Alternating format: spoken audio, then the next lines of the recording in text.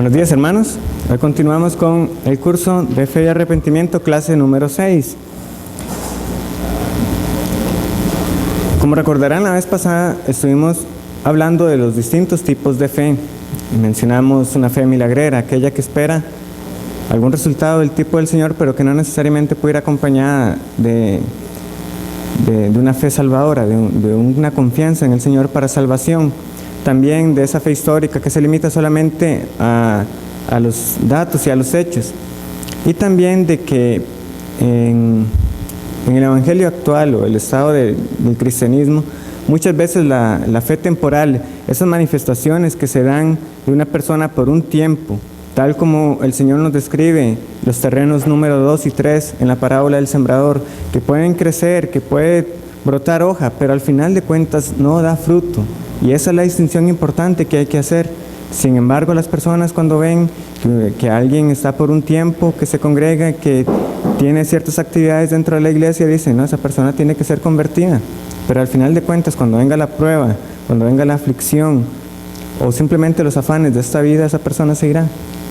Y Primera de Juan también tiene la advertencia, algunos saldrán de nosotros, porque no eran de nosotros. Pero interesante, también resulta que alguno pueda pensar que la fe muerta que Santiago describe, que fue otro tipo de fe que vimos, pueda concluir de que esa fe estuvo viva alguna vez. Dice, es que si habla de fe muerta, es que estuvo viva alguna vez. Y MacArthur denuncia esta conclusión a la que llega Charles Hodge. No, mentira, hermanos, es Sam Hodge, Charles es el otro.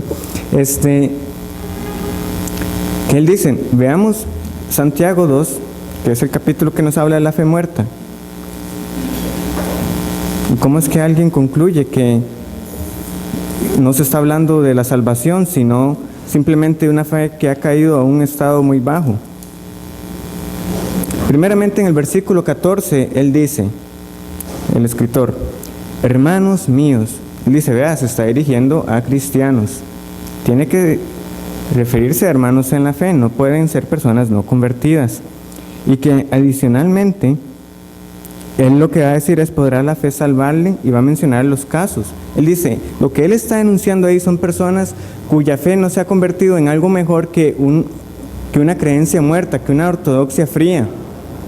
Pero tal conclusión no puede ser sustentada, no solamente por el pasaje, porque veamos cómo concluye Santiago. Él dice, porque como el cuerpo sin espíritu está muerto, así la fe sin obras está muerta, está en tiempo presente. No dice la fe ha muerto, como diciendo, bueno, estuvo viva y ahora se murió. No, está muerta. No está más vivo que como Efesios 2:1 nos dice a nosotros, vosotros que estabais muertos en vuestros delitos y pecados. Hermanos, ¿acaso suponemos que nosotros alguna vez tuvimos esa capacidad para ir al Señor? No, no es lo que el autor quiere que nosotros infiramos.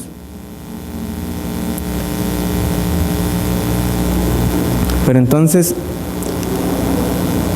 con esta aclaración, para que no se vayan a sorprender que alguien les diga que no, que la fe muerta que habla Santiago no se refiere a alguien que no es salvo.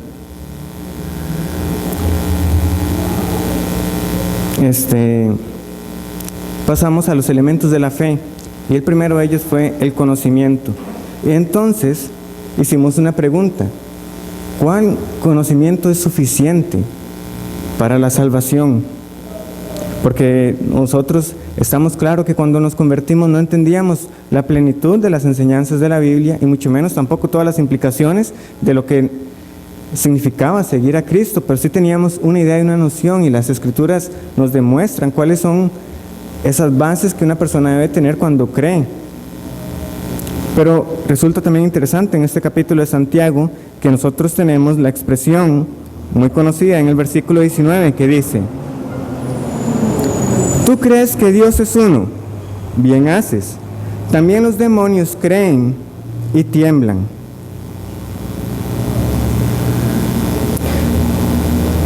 Hay muchos demonios que tienen mejor teología que muchas personas. Porque el autor está diciendo, usted cree que Dios es uno, está afirmando la doctrina de que solo hay un Dios y que es trino. Y le dice, usted está haciendo muy bien, vieras que los demonios también, y no solamente eso, también temen. Pero nosotros no pensamos que los demonios sean salvos, claramente. Y entonces, nosotros vemos a lo largo de las Escrituras, que era como parte de la tarea que nosotros investigáramos, que era los elementos de la fe, del conocimiento que vemos a lo largo del Nuevo Testamento. Por ejemplo, nosotros vemos a los demonios diciendo a Cristo que Él es el Santo de Dios. Eso lo vemos en la expulsión de Marcos 1:24 y el pasaje paralelo de Lucas 4:24. También en el caso de Legión, la multitud de demonios, le dicen el Hijo de Dios. En el caso de Mateo y en los demás, en Marcos y en Lucas, le dicen el Hijo del Dios Altísimo. También vemos que ellos le piden permiso a Cristo para actuar. Reconocen que hay una autoridad en Él y le dicen, déjanos ir a aquel hato de cerdos. Además, vemos que también le dicen, has venido, en cada caso siempre es así, has venido para destruirnos antes de tiempo, ¿por qué nos vienes a atormentar ahora? Entonces están reconociendo que Cristo también tiene el poder de juzgar, de juicio. En el caso de la expulsión que se da en Mateo 17, Marcos 9 y Lucas 9, que es el de el muchacho endemoniado, el padre que le dice, creo, ayuda a mi incredulidad. En ese caso no tenemos registro de palabra, pero también vimos que cuando el Señor llega, el demonio hace como un intento de demostrar su poder, atacando nuevamente al muchacho, y ese tiene que revolcarse y golpearse duramente, pero igualmente fue expulsado. Y como vemos aquí en Santiago 2:19, ellos reconocen que solo hay un Dios, y además han reconocido que Cristo es el Santo y el Hijo de Dios, una Trinidad. Entonces la pregunta no, o lo que no debería sorprendernos es que los demonios tengan todo ese entendimiento. Lo que debería sorprendernos es que eso no sea suficiente.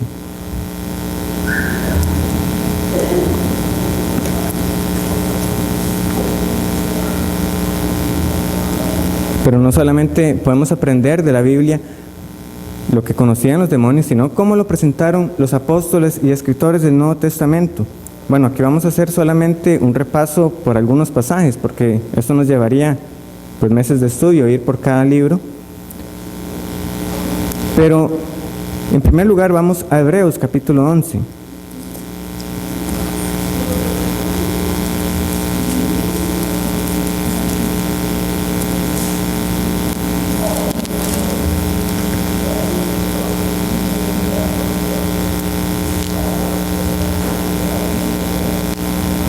Muy bien, el versículo 3 que dice, por la fe entendemos haber sido constituido el universo por la palabra de Dios, de modo que lo que se ve fue hecho de lo que no se veía. Hay un entendimiento mínimo, por lo menos, de que usted es criatura y Dios es creador, y que como tal usted le debe cuentas a Él, pero al menos hay un entendimiento mínimo en eso cuando uno cree. También vemos que en el versículo 6 se nos define la fe de la siguiente manera, pero sin fe es imposible agradar a Dios, porque es necesario que el que se acerca a Dios, dos cosas, crea que le hay y que es galardonador de los que le buscan. ¿Qué estamos viendo acá? No es solamente pensar que Dios le hay, porque eso muchos lo pueden hacer, y en un país como Costa Rica, ¿usted cree en Dios? Pues sí, creo en Dios, en su modo de Dios, pero creen. Pero ¿cuántos creen que Dios recompensa al que le busca? Ya eso hace una diferencia enorme. ¿Y cuál es ese galardón? ¿Cuál es ese premio? No es simplemente un escape del infierno. ¿Cómo leemos nosotros? ¿Qué era lo que anhelaba Abraham? Era llegar a esa ciudad edificada por Dios. Ese premio es estar con Dios mismo por toda la eternidad. ¿Entienden eso las personas cuando dicen que creen en Dios de esa manera? Porque no hay que separar solamente la creencia de lo que debe afectar en la persona, en las emociones. También vemos por el versículo, aunque no lo tengo acá anotado en la presentación, en el versículo 1 también se nos dice que la fe es la certeza de lo que se espera, la convicción de lo que no se ve. entonces es también esa afirmación a tal punto que usted dice, estoy convencido de que es así, no solamente me parece que es así, es yo no voy a dar mi brazo a torcer porque es así. También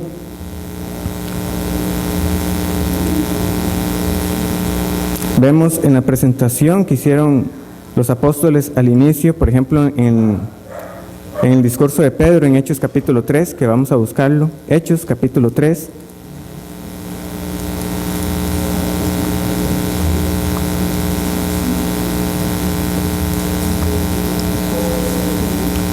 Se nos habla de que la fe debe ser en el nombre del Señor. Pero hay algo que nos debe llamar la atención. En el versículo 16, Pedro dice, y por la fe en su nombre, a este que vosotros veis y conocéis, le ha confirmado su nombre, y la fe que es por él ha dado a este completa sanidad en presencia de todos vosotros. Se está refiriendo al cojo que ha sido sanado. Pero lo interesante es hacerse la pregunta, ¿a cuál nombre se está refiriendo Pedro? Porque leamos los dos versículos anteriores, desde el versículo 13, más bien. El Dios de Abraham, de Isaac y de Jacob, el Dios de nuestros padres, ha glorificado a su Hijo Jesús, a quien vosotros entregasteis y negasteis delante de Pilato, cuando éste había resuelto ponerle en libertad. Mas vosotros negasteis al Santo y al Justo, y pedisteis que se os diese un homicida, y matasteis al autor de la vida, a quien Dios ha resucitado de los muertos, de lo cual nosotros somos testigos. Uno dirá, sí, es el nombre de Jesús, pero nosotros no podemos separar la presentación que Pedro está haciendo acá de los títulos que le está dando. Cuando él está diciendo por la fe en su nombre, está hablando del Santo, del Justo y del autor de la vida. Hemos presentado a Cristo así, y lo entienden las personas cuando dicen que creen en Jesús. Lo están creyendo que es el justo, el santo y el autor de la vida. También que Cristo es Señor. Versículos más adelante en el mismo libro de Hechos, capítulo 16, versículo 30.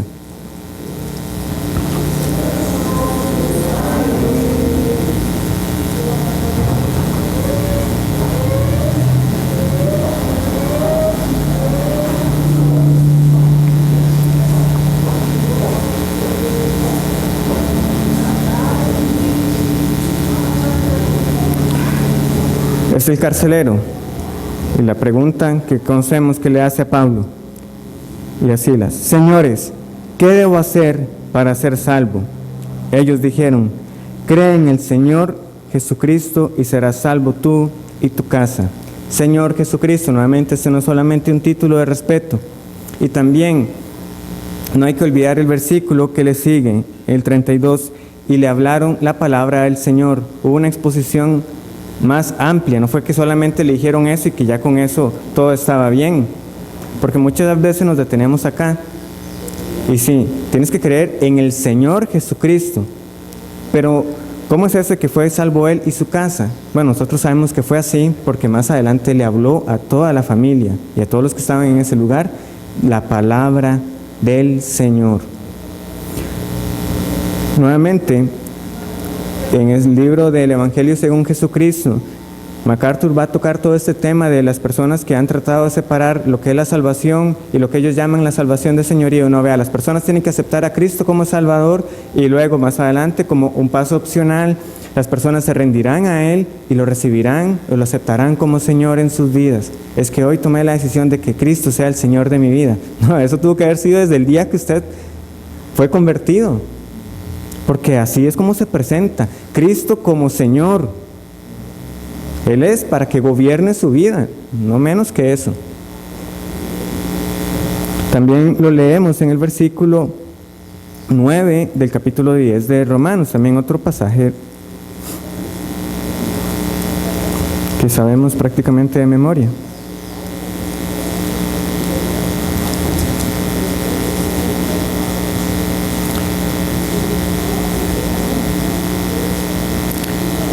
Él dice: esta es la palabra de fe que predicamos, que si confesares con tu boca que Jesús es el Señor y creyeres en tu corazón que Dios le levantó de los muertos, serás salvo. También, versículo 1 de Santiago capítulo 2.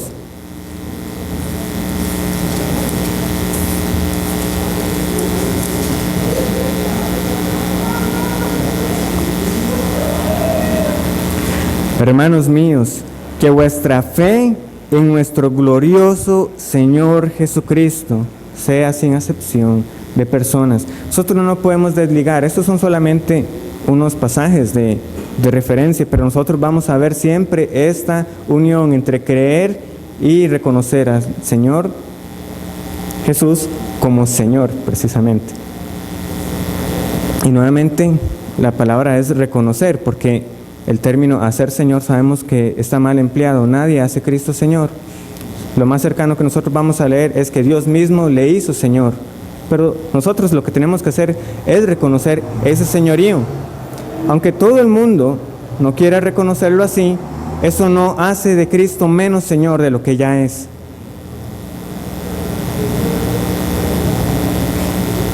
También en 1 de Juan capítulo 4 versículo 2 hay otro aspecto importante que la persona debe entender claramente cuando cree. 1 de Juan capítulo 4 versículo 2: en esto conoced el Espíritu de Dios. Todo espíritu que confiesa que Jesucristo ha venido en carne es de Dios. Y el que sigue: y todo espíritu que no confiesa que Jesucristo ha venido en carne no es de Dios. Y este es el espíritu del anticristo. También, como leímos en el versículo 9 de Romanos, que si confesares con tu boca que Jesucristo es el Señor y que Dios le levantó de los muertos, también como Pedro en Hechos 3 estábamos leyendo que él le decía: a este autor de la vida, a quien vosotros matasteis, el Señor le ha levantado de los muertos. También entendemos que las personas deben entender que Cristo resucitó. Y hay más pasajes. Colosenses capítulo 2 versículo 12. Colosenses 2:12.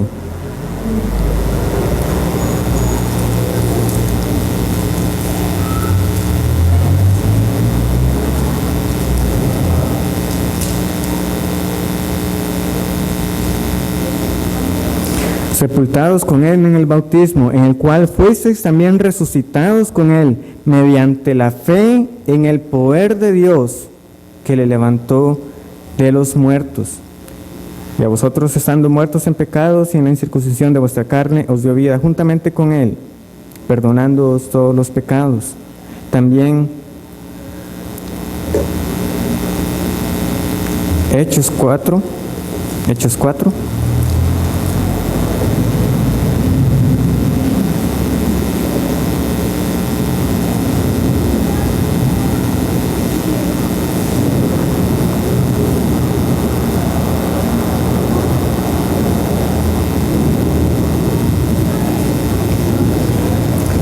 Versículo 10, Pedro y Juan están defendiendo su causa y dice: sea notorio a todos vosotros y a todo el pueblo de Israel que en el nombre de Jesucristo de Nazaret, a quien vosotros crucificasteis y a quien Dios resucitó de los muertos, por él este hombre está en vuestra presencia sano. Esta es la piedra reprobada por vosotros los edificadores, la cual ha venido a ser cabeza del ángulo.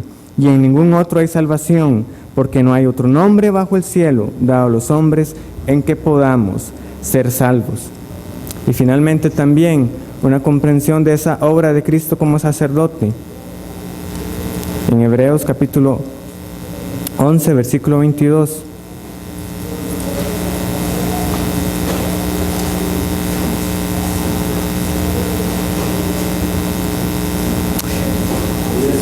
Sí, esa frase.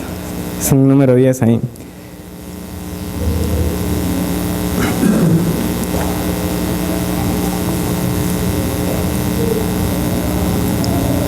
Gracias, hermano. El capítulo 10 dice así: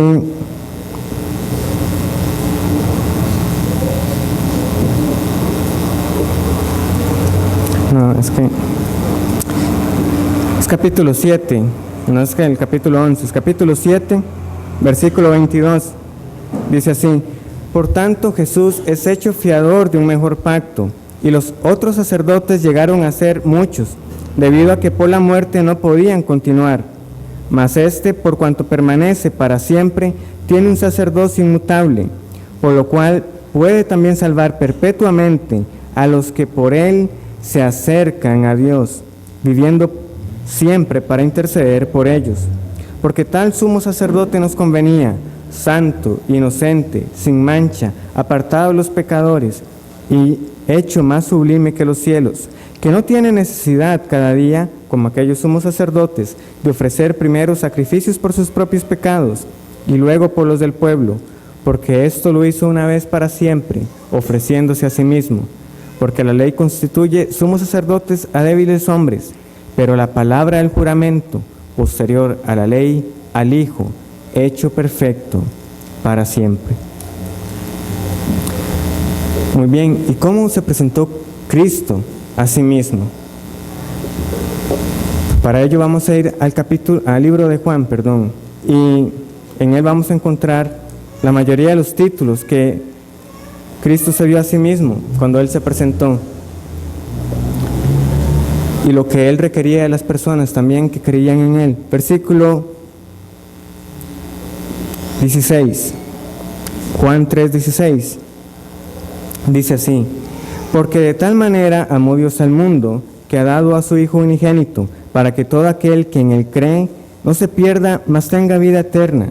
Porque no envió Dios a su Hijo al mundo para condenar al mundo, sino para que el mundo sea salvo por Él. El que en Él cree no es condenado, pero el que no cree ya ha sido condenado, porque no ha creído en el nombre del unigénito Hijo de Dios. También en el capítulo 6, versículo 47.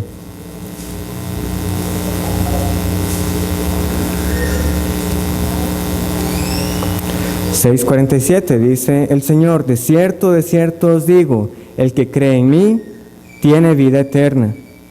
También Él va a decir: el que oye y cree en mí. En el capítulo 5, versículo 24, 5:24 dice: de cierto os digo, el que oye mi palabra y cree al que me envió, tiene vida eterna y no vendrá condenación, mas ha pasado de muerte a vida. También en el capítulo 12, versículo 44.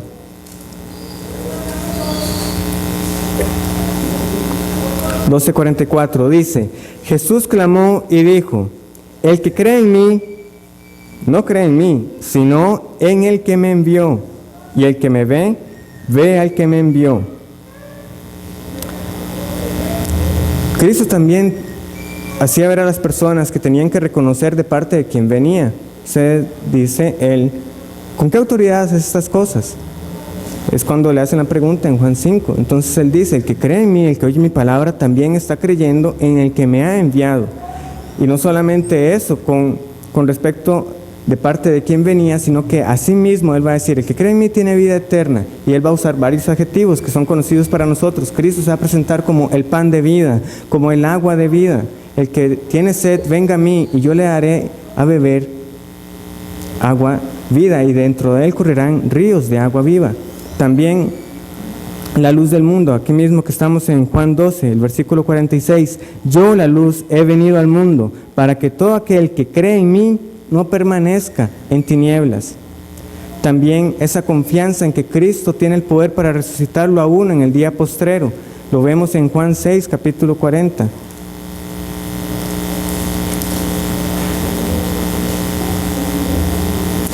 Juan 6:40, y esta es la voluntad del que me ha enviado, que todo aquel que ve al Hijo y cree en Él tenga vida eterna, y yo le resucitaré en el día postrero. Y Él va a enfrentar a la hermana de Lázaro con esta pregunta en el capítulo 11, a Marta, capítulo 11, versículo 25.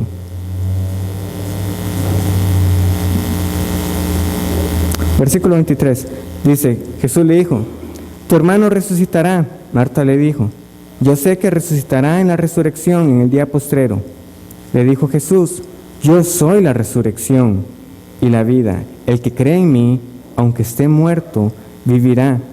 Y todo aquel que vive y cree en mí, no morirá eternamente. ¿Crees esto? Le dijo, sí, Señor, yo he creído que tú eres el Cristo, el Hijo de Dios que ha venido al mundo. ¿Cómo podríamos resumir esto? Juan 14:6. Cristo se presenta como yo soy el camino y la verdad y la vida. Nadie viene al Padre sino por mí.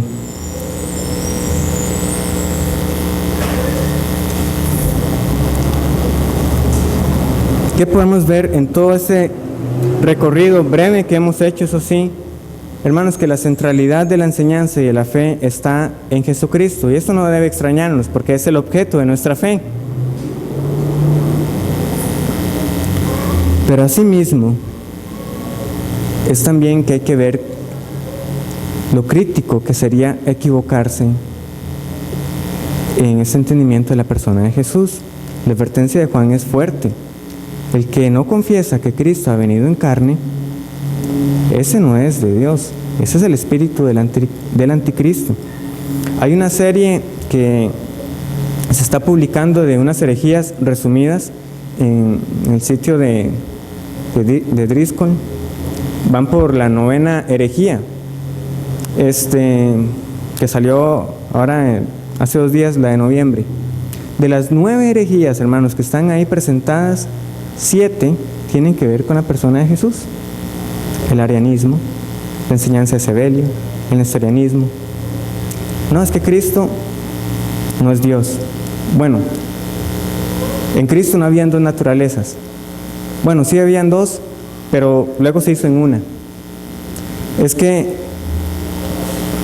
Cristo no existía antes de su nacimiento, sino que fue alumbrado por María y a partir de ahí vino a existir, pero antes de eso Cristo no existía.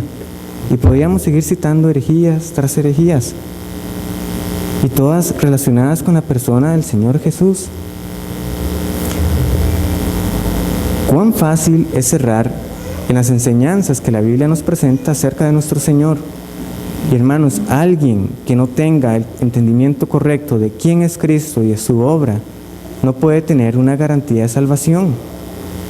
Porque solo en el nombre del Señor, pero sabiendo quién es Él, no solamente decir, yo creo en el Señor Jesucristo como si fuera una receta mágica.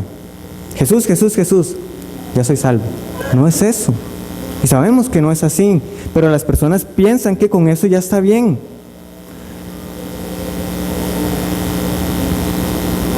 ¿Se ha preguntado usted las implicaciones de las enseñanzas que usted cree?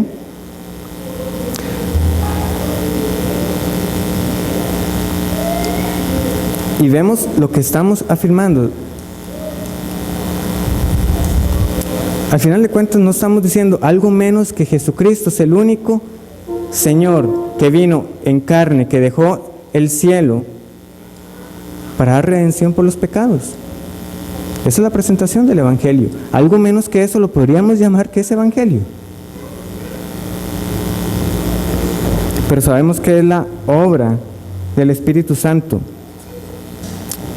que no permitirá que todo verdadero hijo de Dios se equivoque en estas enseñanzas y que aprenda quién es el Señor Jesús. A mí me sorprendió hace ya como 2 años cuando estaba escuchando una predicación de Sujel Michelén acerca de la inspiración de las Escrituras. Él viene y enfrenta a la congregación, pero en particular a los incrédulos, diciéndoles, yo esta mañana no estoy aquí a ustedes para convencerlos de que la Biblia es la palabra de Dios, porque esa no es mi trabajo. Eso es una obra del Espíritu Santo. Y así con muchas otras enseñanzas, hermanos. Ustedes supieran o se sorprenderían, porque el hermano luego, Sujel, contó cómo él ya fue convertido, pero que al principio no entendía todo esto de la doctrina de la inspiración de las Escrituras, que fue el Espíritu Santo con el tiempo que le dio el convencimiento de que la Biblia era la palabra de Dios. Hace unos años estaba leyendo yo en Primera de Tesalonicenses acerca de la resurrección de los muertos. Pero hasta en ese momento yo me hice la pregunta, leyendo dije, resucitarán primero los que... Entonces me quedé, ¿cómo es esto? ¿Vamos a tener cuerpos físicos? Hasta después de tantos años de estar supuestamente en la iglesia, creyendo en la resurrección, sí, yo creo en la vida eterna, hermanos, yo no es que no creyera en la resurrección, pero a veces esas fantasías que se dibuja uno, que las mismas fábulas que le presentan a uno como un espíritu ahí volando nada más, ni por la mente había analizado bien que la Biblia hablaba de que uno iba a tener un cuerpo físico nuevamente, glorificado, ya no corrupto. Pero entonces, nuevamente las preguntas empezaban a saltar uno, bueno, ¿qué edad tendrá ese cuerpo? ¿Será como la edad que uno estaba muerto? Bueno, ese tipo de preguntas, pero sobre todo, lo que más me sorprendió fue, ¿podía yo decir que era salvo sin entender bien la doctrina de la resurrección? Y esa pregunta me hizo ver la importancia, realmente, porque uno le enseñan cuáles son los errores de los testigos de Jehová, otros errores con respecto a la enseñanza del Espíritu Santo, y uno tiene bien que no, esa doctrina usted no puede errar porque es para salvación, pero quizás no habían enfatizado lo importante que era entender lo de la resurrección. Y dije yo, ¿cuántas personas, al igual que yo, también no tienen un entendimiento claro de esta doctrina? Y ustedes, hermanos, ¿qué pueden decir? ¿Cuántas veces también se han sorprendido de cosas que no estaban entendiendo bien? Pero que gracias a Dios, Él nos aclara cuando estamos estudiando su palabra, pero que lo esencial con respecto a la persona de Jesucristo, eso sí ya nos ha sido revelado por la obra regeneradora del Espíritu Santo. Pero ¿ha considerado usted entonces la importancia de tener el conocimiento adecuado y correcto?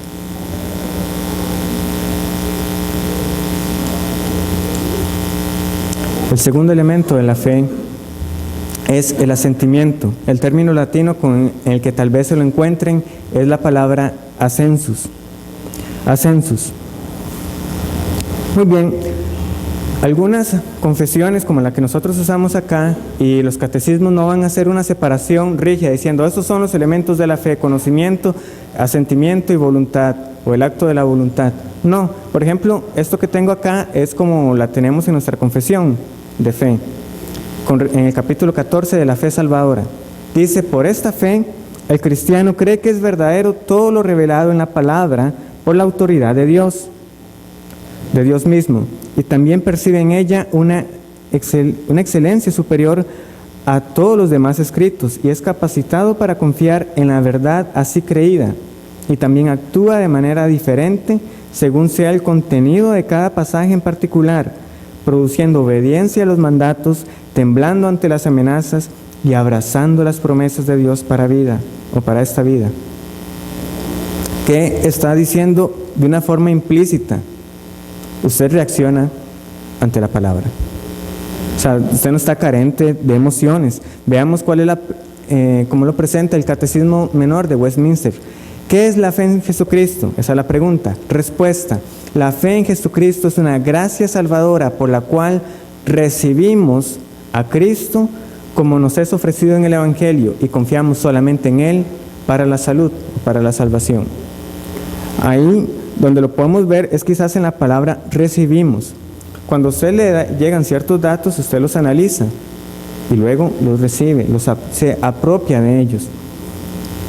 Hermanos, y en general, nosotros podemos aprender de que la fe no está disociada, no está separada de las emociones. Nosotros vemos en Mateo 8:26 y los pasajes paralelos, que es cuando la barca está a punto de hundirse, que Cristo les dice: ¿cómo es que tenéis miedo? ¿Cómo es que estáis así de amedrentados? ¿Cómo no tenéis fe? Oh, hombres de poca fe, ¿por qué dudasteis? ¿Qué podemos aprender de ahí cuando la fe está debilitada, cuando no está fortalecida, como también podemos leer esa expresión en la Biblia? Pues el temor y la duda van a saltar.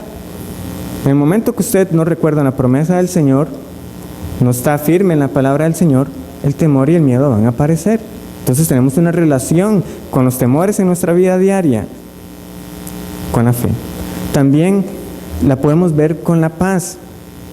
Busquemos ese pasaje de Lucas capítulo 7, versículo 50.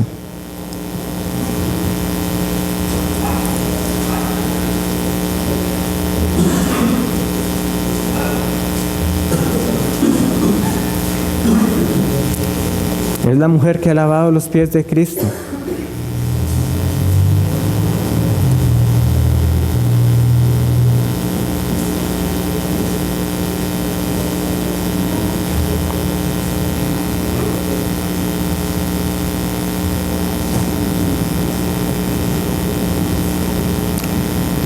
Y antes de ello, Cristo en el versículo 47 dice: por lo cual te digo que sus muchos pecados le son perdonados, porque amó mucho.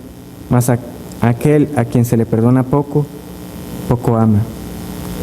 Y a ella le dijo, tus pecados te son perdonados. ¿Y cómo la despide él en el versículo 50? Tu fe te ha salvado, ve en paz. Esto no es solamente una despedida cordial, hermanos, realmente hay paz por medio de la fe en nuestro Señor Jesucristo. Romanos capítulo 5, versículo 1.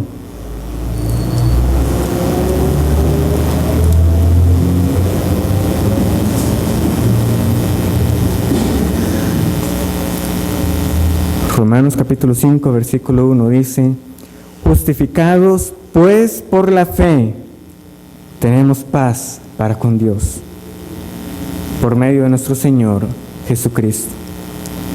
Como dice uno de los himnos que cantamos acá, cuánta paz al alma da saber que salvo soy por la gracia de Jesucristo. ¿Sabe usted de qué es esta paz? No la paz del mundo, como Cristo dice. Mi paz no es como el mundo la da. La paz de Cristo sí es verdadera paz. ¿Ha encontrado usted esa paz en la palabra del Señor, de que sus pecados han sido perdonados? Y ya usted no está más afligido por la ira del Padre, porque esta fue removida por la obra de Jesucristo. También vemos a la fe ligada con la paciencia. Santiago capítulo 1, versículo 3.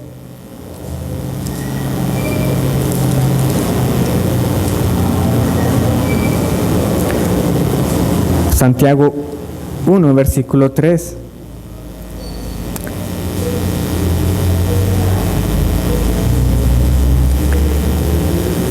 El versículo 2, para que tengamos el contexto. Hermanos míos, tened por sumo gozo cuando os halléis en diversas pruebas, sabiendo que la prueba de vuestra fe produce paciencia. También vemos ligada a la fe con la esperanza. Busquemos el pasaje de 1 de Pedro, que está más cerca de Santiago, capítulo 1, versículo 21.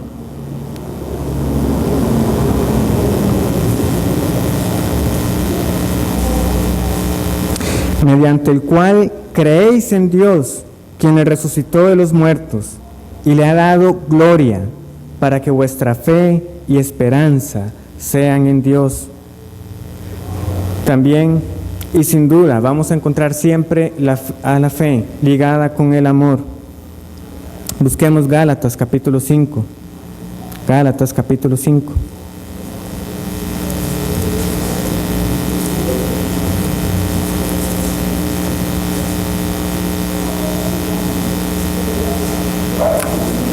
Gálatas 5, versículo 6 dice: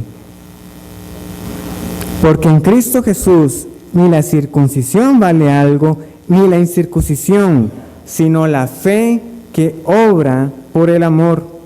También lo tenemos en el versículo 22 cuando se nos da la lista de lo que consiste el fruto del Espíritu. ¿Qué es el fruto del Espíritu? Es amor, gozo, paz, paciencia, benignidad, bondad.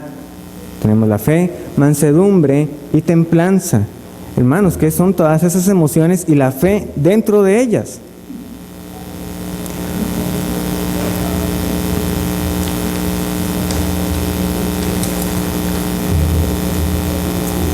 Tenemos muchísimos más, pero aquí que estamos cerca de Efesios, para que vean cómo Pablo siempre en sus epístolas, tanto a las iglesias como pastorales, siempre también va a ligar la fe con el amor y también con otras emociones. Pero veamos el versículo 15 del capítulo 1. Por esta causa también, de Efesios, por esta causa también yo, habiendo oído de vuestra fe en el Señor Jesús y de vuestro amor para con todos los santos. ¿Cómo termina él la carta a Efesios? Capítulo 6, versículo 23. Paz sea a los hermanos y amor con fe.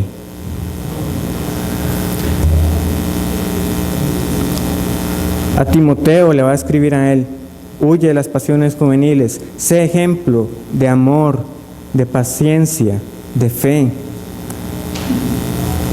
No podemos, hermanos, separar a la fe de las emociones. Uno no cree fríamente, como algo calculado, como saber que 2 más 2 es igual 4, y eso pues no me hace a mí una persona más o menos amorosa.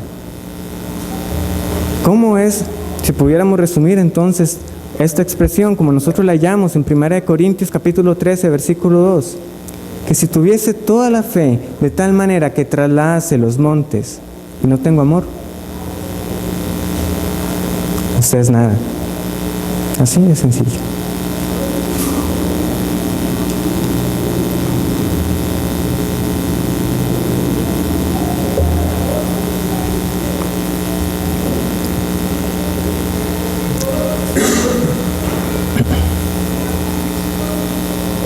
El tercer elemento es el de la voluntad o fiducia, si se encuentra en el término en algún escrito.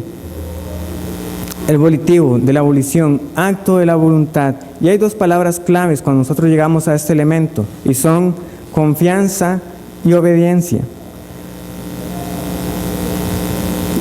En primer lugar, la confianza. ¿Por qué? Como les decía, 2 más 2 igual 4. Saber eso no me hace ni más ni menos amoroso, pero tampoco tiene un compromiso con mi persona. Es decir, hermanos, por más que yo sepa que eso es verdad, yo no estaría dispuesto a dar mi vida porque alguien quiera afirmar lo contrario. Diga que 2 más 2 es igual 5, si no lo mato, está bien, 2 más 2 igual 5. Yo no voy a morir por eso. No hay un compromiso. ¿De qué me sirven saber las capitales del mundo, a menos de que sea mi trabajo diario para pasar un examen?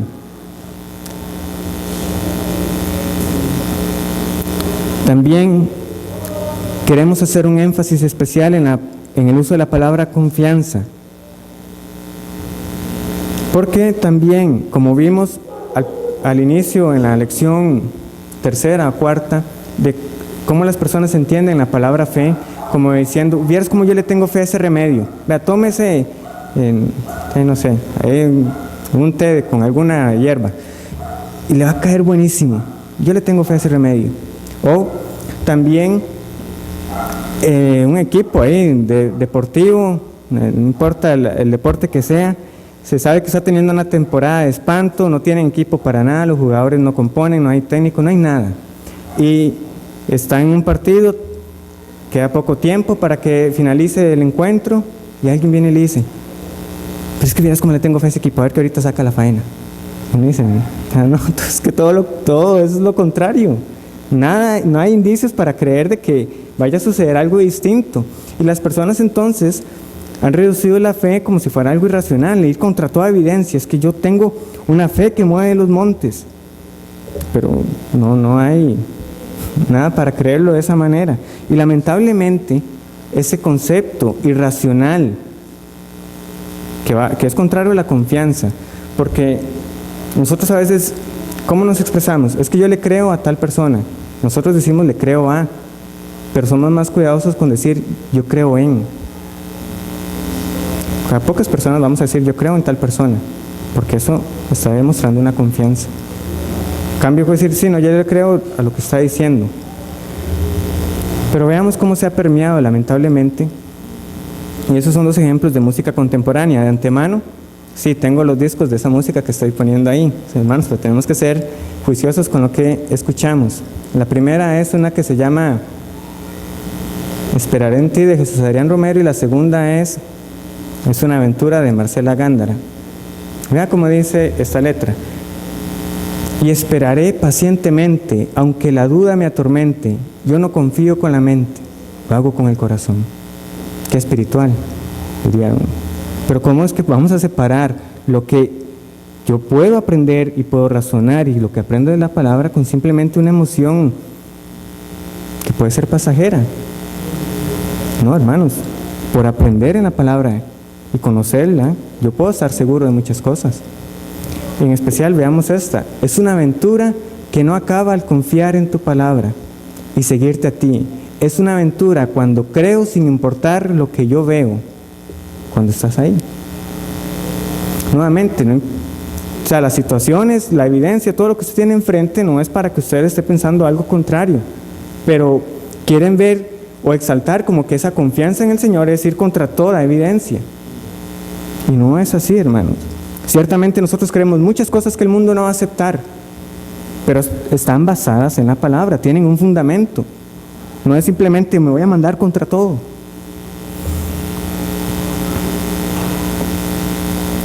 ¿Por qué? ¿Cómo escribe Pablo? Yo sé a quién he creído. Yo sé. Y estoy seguro que es poderoso para guardar mi depósito para aquel día. Estoy seguro. ¿Cuál duda? ¿Cuál aventura? No estoy diciendo que la vida cristiana sea un aburrimiento, pero es que esa idea de aventurarse es como ir a lo desconocido.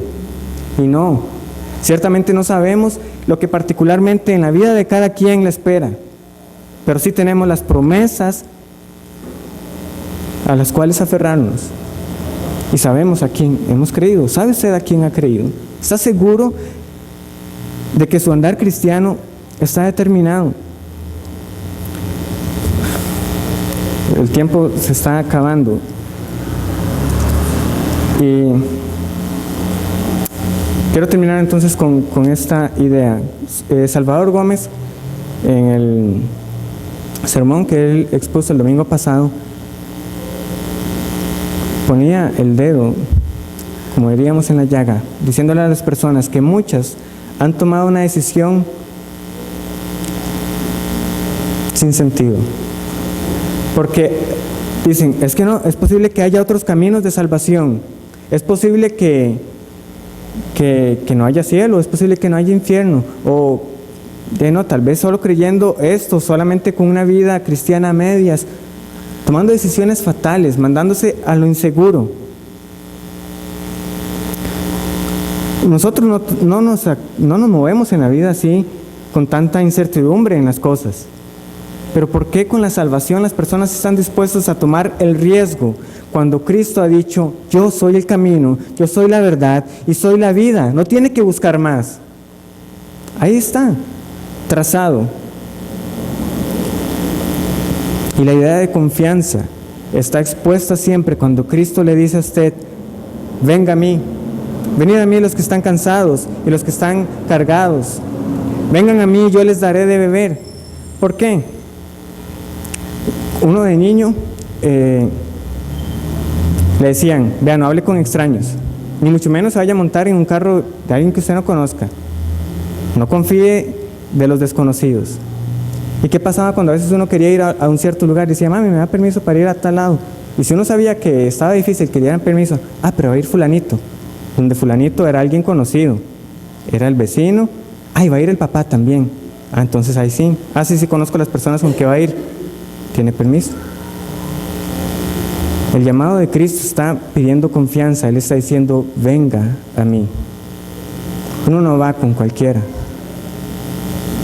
Y el Cristo te está diciendo, niégase a sí mismo, tome su cruz y sígame. Eso implica confianza en lo que Él ha dicho. Entonces, hermanos, tienen esos pasajes ahí, por favor anótenlos, sería una tarea a modo personal, pero si alguno quiere traerlo, sería bueno. ¿Cuál es la relación de creer con la obediencia? ¿Cómo están relacionados fe y obediencia en estos pasajes? Juan 3:36, Hechos 6:7, Romanos 1:5, Romanos 16:26, Hebreos 3:18-19, Hebreos 11:8 y Tito 1:15 y 16. ¿Cuál es la relación entre fe y obediencia? De nuevo, no creo que haya tiempo para preguntas, pero si alguno tiene preguntas, las pueden hacer al final o me pueden llamar entre semana, traerlas, hermanos. Y espero que haya sido bendición.